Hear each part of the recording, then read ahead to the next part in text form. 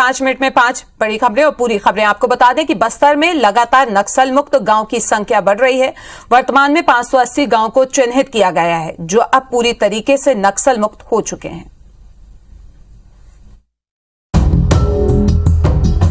बस्तर में लगातार नक्सल मुक्त गांवों की संख्या बढ़ती जा रही है। बस्तर पुलिस ने वर्तमान में 580 गांवों को चिन्हांकित किया है जो पूरी तरह से नक्सल मुक्त हो चुके हैं, जहां पुलिस कैंप स्थापित करने के साथ ही सरकार की बुनियादी सुविधाएं संचालित की जा रही हैं। बस्तर संभाग में नक्सल प्रभाव को कम करने के लिए क्षेत्र को नक्सल गतिविधि से मुक्त करने के उद्देश्य से शासन द्वारा विश्वास विकास सुरक्षा के त्रिवेणीकारी योजना का क्रियान्वयन की जा रही है।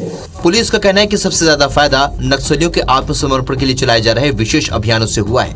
दंतेवाड़ा जिले में बीते 2 सालों में ही 500 से भी ज्यादा नक्सलियों ने सरेंडर किया है। आने वाले समय में इसी तरीके से एक योजनाबद्ध तरीके से कार्रवाई करते हुए अन्य क्षेत्र को भी नक्सल आतंक से मुक्त करके क्षेत्र की एक नया पहचान दिलाने का हम लोग काम करेगा। वहीं पिछले कुछ सालों में न केवल नक्सली घटनाओं में कमी आई है बल्कि मुठभेड़ों में बड़ी संख्या में पुलिस ने नक्सलियों को मार गिराया है। यही वजह है कि अब तेजी से गाँव नक्सल मुक्त हो रहे हैं। लड़की से दोस्ती करने पर युवक को तालिबानी सजा मिली। मामला रीवा का है जहां बेरहमी से लड़के की पिटाई की गई। देखिए एक रिपोर्ट। यही करते हो काम, पढ़ने आते हो? हैं? ये कै दिन से यार? ये कै दिन से कर रहा है ये बताओ? नहीं कभी झूठ न बोले। कै दिन से यार? नहीं करते।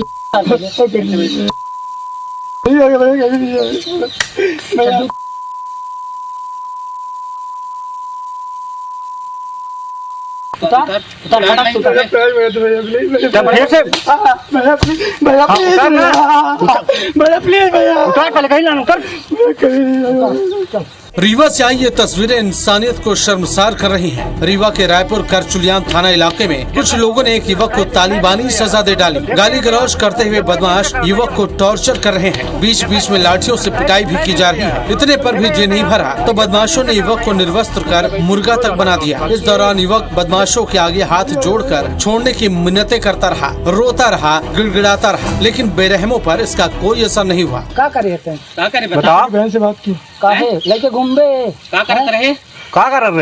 बात की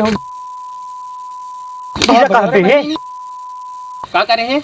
हाथ ऊपर कर मुर्गा बच गया।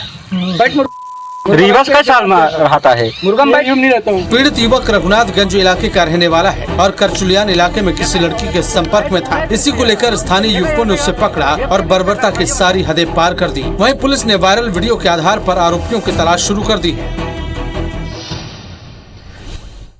खरगोन में प्रशासन की टीम से बदसलूकी करने वाले बेस्ट बेकरी के संचालक को होश ठिकाने लगा दिए गए हैं। प्रशासन के बुलडोजर ने बेकरी के अवैध निर्माण को जमींदोज कर दिया। देखिए एक रिपोर्ट। टीवी स्क्रीन पर दिख रही ये 2 तस्वीरें बताने के लिए काफी है कि प्रशासन के काम में अड़ंगा लगाना कितना भारी पड़ सकता है।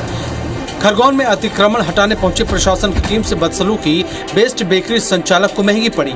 जिला प्रशासन के बुलडोजर ने बेकरी के अवैध निर्माण को निस्तनाबूद कर दिया। हालांकि इस दौरान प्रशासन को महिलाओं और मजदूरों के विरोध का सामना भी करना पड़ा, लेकिन पुलिस ने सख्ती से काम लिया। जिन लोगों ने अनुमति नहीं ली है, बिल्डिंग परमिशन नहीं है, जलकर और अन्य कर नगरीय के भर नहीं रहे, ऐसे लोगों को चिन्हित करके इनके खिलाफ कार्रवाई की जाए। कार्रवाई के दौरान विरोध को देखते हुए पुलिस ने ड्रोन से भी नजर रखी। 2 जेसीबी की मदद से कुछ ही घंटों में सैकड़ों फीट की बेकरी को ढा दिया गया। अभी तक शांतिपूर्वक ये जो अतिक्रमण हटाने की कार्रवाई चल रही है और इस पर लगातार निगाह रखी जा रही है। इससे पहले बेकरी की जांच करने पहुंचे नायब तहसीलदार से बेस्ट बेकरी के संचालक अमजद खान ने गाली गलौज करते हुए बदसलूकी की थी। यहां तक कि सरकारी दस्तावेज भी फाड़ दिए थे। सरगुजा संभाग में हाथियों के बदलते व्यवहार ने वन विभाग की परेशानी बढ़ा दी है। वहीं हाथियों के उत्पात पर लगाम लगाने को अब वन विभाग की तरफ से नित्य नए प्रयास किए जा रहे हैं। देखिए एक रिपोर्ट। सरगुजा संभाग में लगातार हाथियों का आतंक बढ़ता जा रहा है, जिसके कारण वन कर्मियों की परेशानी भी बढ़ गई है। आलम यह है कि हाथी न सिर्फ एक दल से दूसरे दल में शामिल हो रहे हैं, बल्कि अपने इलाके भी बदल रहे हैं, जिसके कारण अब वन विभाग को हाथियों की निगरानी के साथ ही उनके बदलते व्यवहार का भी अध्ययन करना पड़ रहा है। एक कॉरिडोर टाइप का एक हाथियों के लिए डेवलप किया है और कोशिश कर रहे हैं कि इनकी मार्ग के पूरे चीजों में तालाब हो, वाटर बॉडीज हो, खाने पीने के फ्रूट बेरिंग स्पीसीज है जैसे साधन की उपजाएं हैं, तो वो सब लगा रहे हैं। हाथियों के उत्पात पर लगाम लगाने को वन विभाग की ओर से कई प्रयास किए जा रहे हैं ताकि जनहानि के आंकड़े कम हो। हर वन मंडल में 5-6 हाथियों का ट्रैकर्स दल है जो लगातार हाथियों की निगरानी करते रहता है, देखते रहता है हाथियों का मूवमेंट क्या है, गांव वालों को सतर्क करता रहता है। इधर बलरामपुर जिला इन दिनों हाथियों के रहने का महफूज अड्डा बन गया है। ऐसे में संभावित खतरे को देखते हुए वन विभाग विशेषज्ञों की मदद से लोगों को प्रशिक्षित कर रहा है। हर बार की तरह ही इस बार भी रायपुर के खारून नदी में गणेश प्रतिमाओं के विसर्जन पर पूरी तरीके से रोक लगाई गई है। प्रतिमा चाहे किसी भी आकार की हो, लेकिन विसर्जन खारून नदी के किनारे बने कुंड में ही होगा। देखिए रिपोर्ट। पिछली बार की तरह इस बार भी रायपुर के खारून नदी में गणपति विसर्जन पर रोक लगाई गई है। विसर्जन के लिए नगर निगम की ओर से नदी के किनारे कुंड बनाए गए जिनमें प्रतिमाएं विसर्जित होंगी, जिसकी सभी तैयारियां पूरी कर ली गई हैं। प्रारंभिक तैयारी की हुई है, उसमें 9 तारीख से हमने अनंत चतुर्दशी का जो दिन है वहां से हमने 4 दिन के लिए लगभग रखा हुआ है। प्रतिमाओं का विसर्जन 9 सितंबर से शुरू होकर 4 दिनों तक चलेगा। ऐसे में कुंड में विसर्जन की 24 घंटे व्यवस्था की गई है ताकि लोगों को किसी प्रकार की दिक्कत न हो। पिछले वर्षों के जो अनुभव है उसमें 3 से 4 दिन लगभग जो है विसर्जन के लिए लोग आते हैं। अमले जो है उसकी जो चाक चौबंद है वहीं विसर्जन के दौरान सुरक्षा के मद्देनजर कुंड के पास 44 गोताखोर तैनात होंगे जो प्रतिमाओं के विसर्जन में सहयोग करेंगे।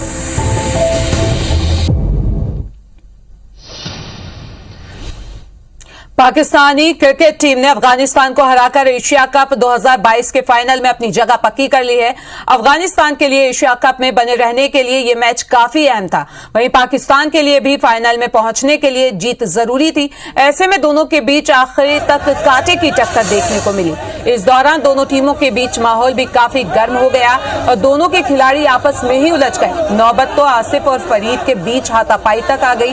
दरअसल पाकिस्तान की पारी के 19वें ओवर में अपना विकेट खोने के बाद पाकिस्तानी बल्लेबाज आसिफ अली ने आपा खो दिया और अफगानिस्तान के तेज गेंदबाज फरीद अहमद को पहले कोहनी से मारा और फिर बल्ले से भी मारने की कोशिश की।